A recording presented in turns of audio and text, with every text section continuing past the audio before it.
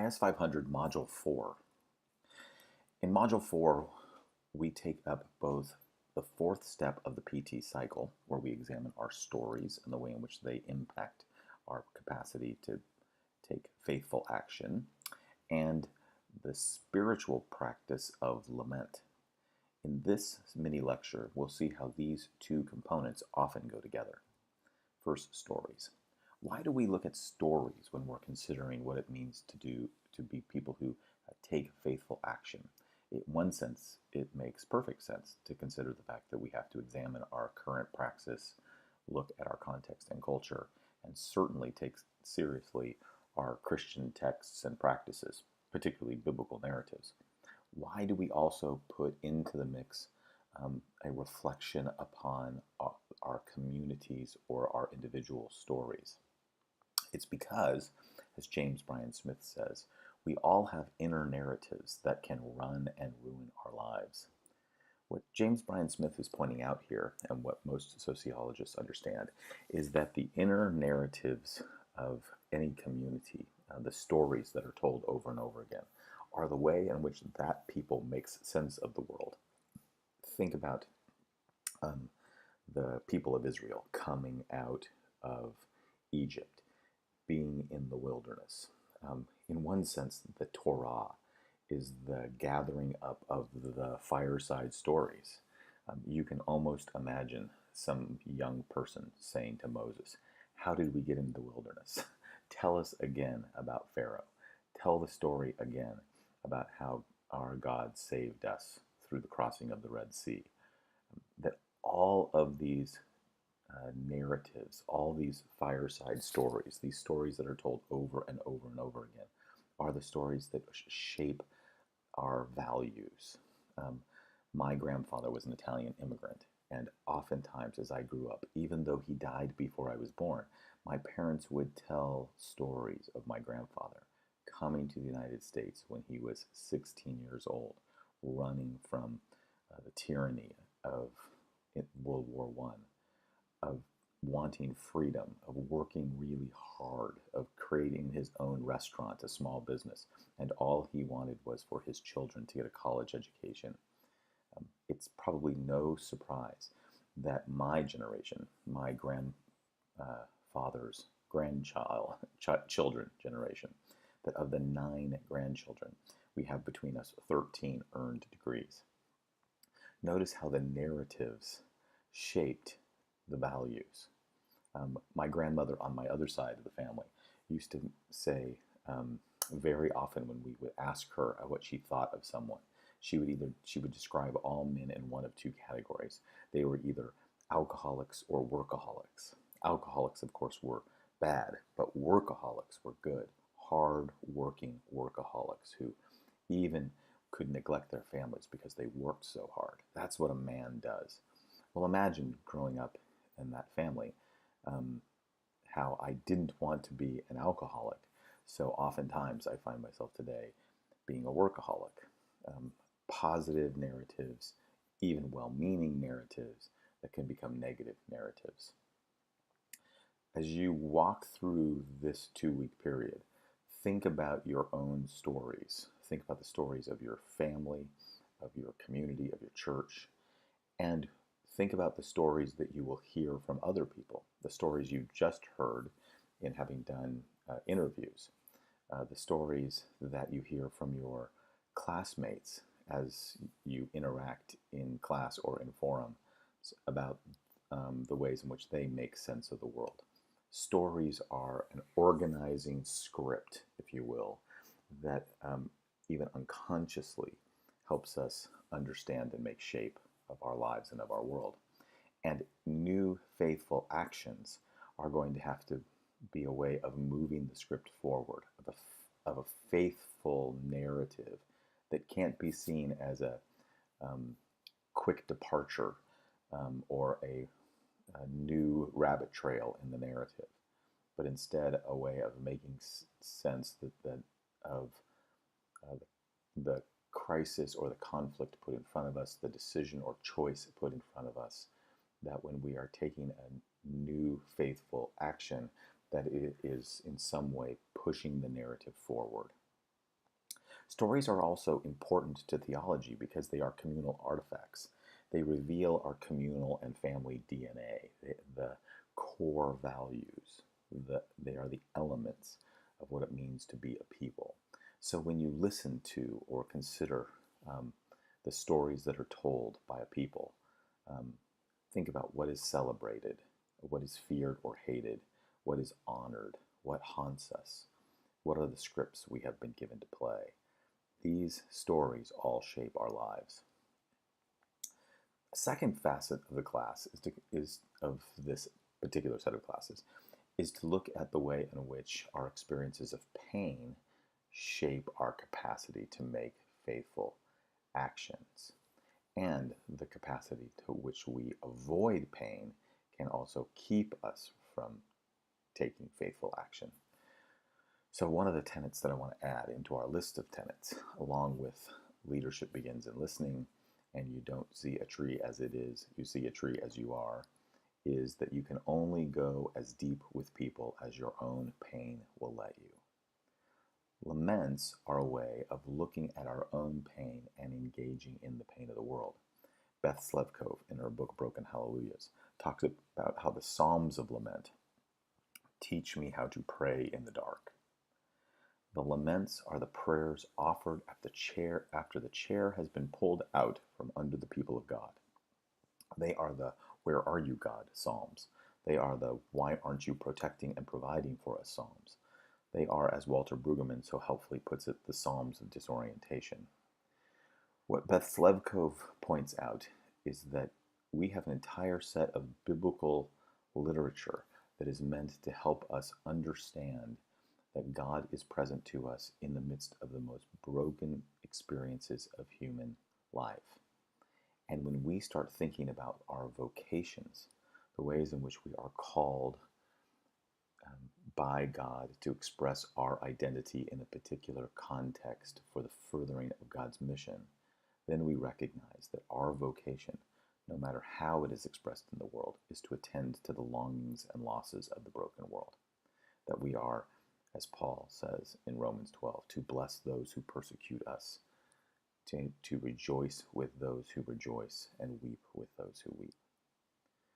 So in this unit, you will have an opportunity to look at some Psalms of Lament. You'll have an opportunity to read some Old Testament scholars like John Goldingay and also Soong-Chung Rah, and to spend some time looking about how the experience of reading about laments in the scriptures and seeing the structure of laments in the scriptures will enable us to be able to write laments as a spiritual practice that shapes our ability to take the pain of this world and weave it into a faithful narrative. Whenever you look at lament psalms, and there's opportunities throughout this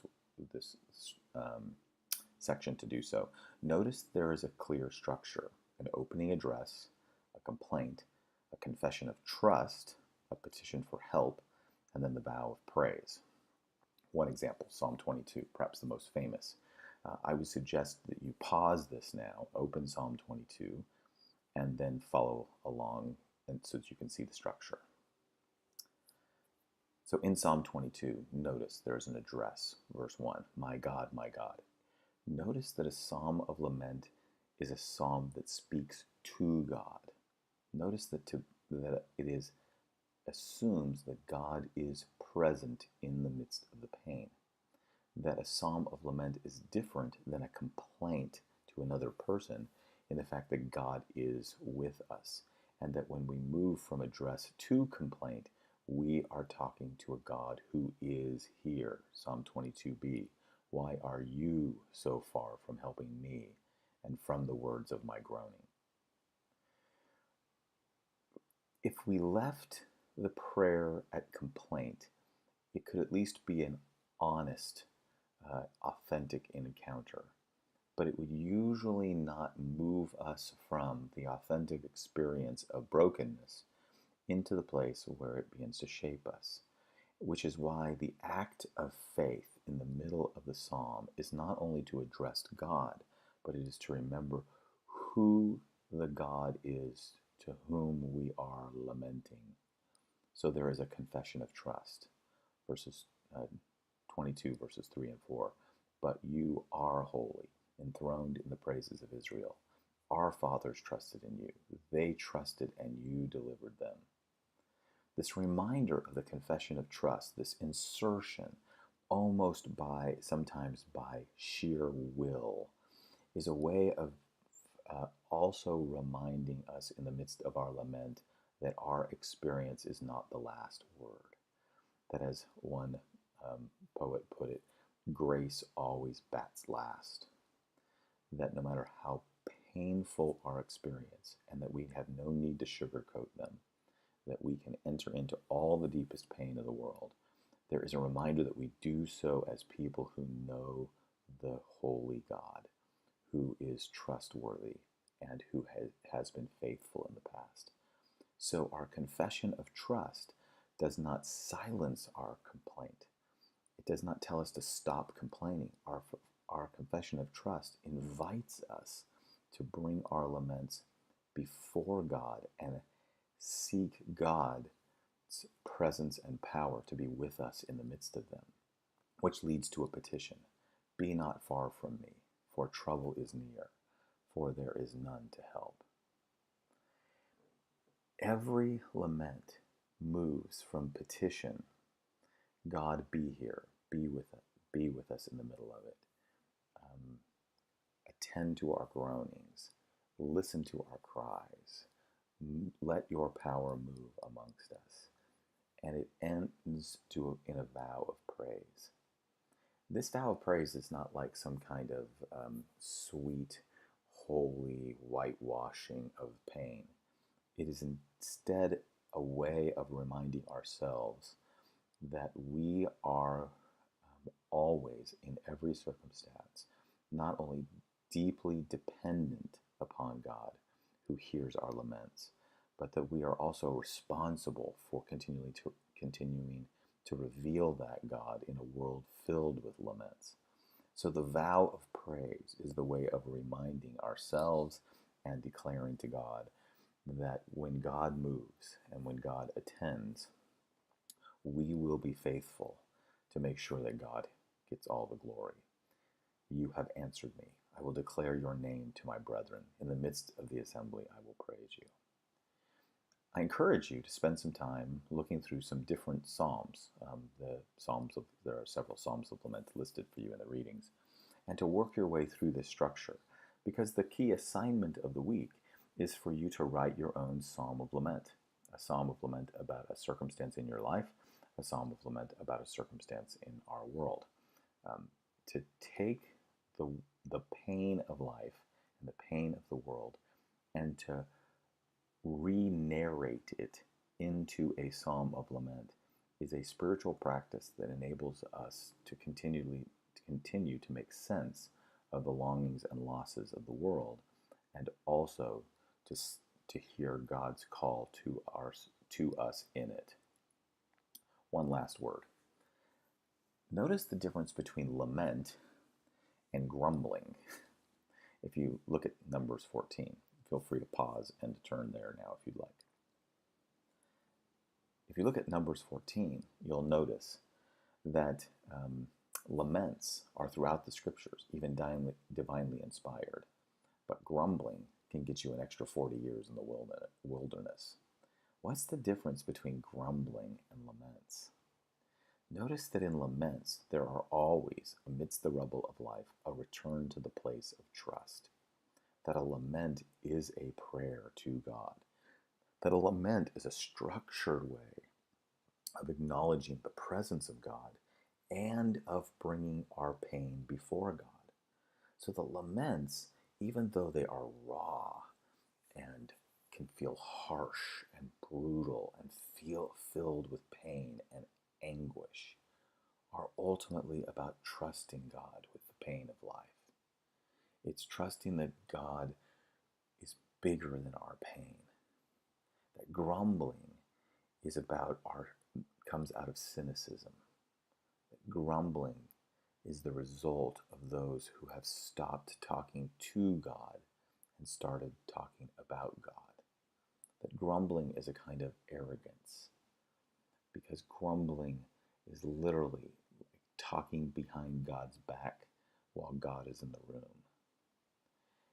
This is important to notice in our day because for many of us, our experience in human community is not lament. We're not particularly good very often at going to people with our pain, confronting one another in love, of speaking the truth in love. So we become gossips who become grumblers. And when we do this with another human being, we break down community. We lose our own agency to be able to bring change. We destroy the capacity for people to work together to bring redemption or reconciliation. But it's even more profoundly dangerous when we deal with God. Because when we allow the pain of this world to cut us off from God, when we allow the pain of this world to keep us from talking to God, well, then we have nowhere else to go. Think of the difference between a person who curses from the cross and the one who cries out, my God, why have you forsaken me?" The thieves on the cross and Jesus on the cross, the difference between them at that moment was the object of direct address. And to recognize that when the thief turns to Jesus and says, "Remember me when you come into paradise," at that moment, the grumbler becomes a lamenter, and the lamenter is saved. Let this be a good experience of being honest to God for God's sake and for the world's good.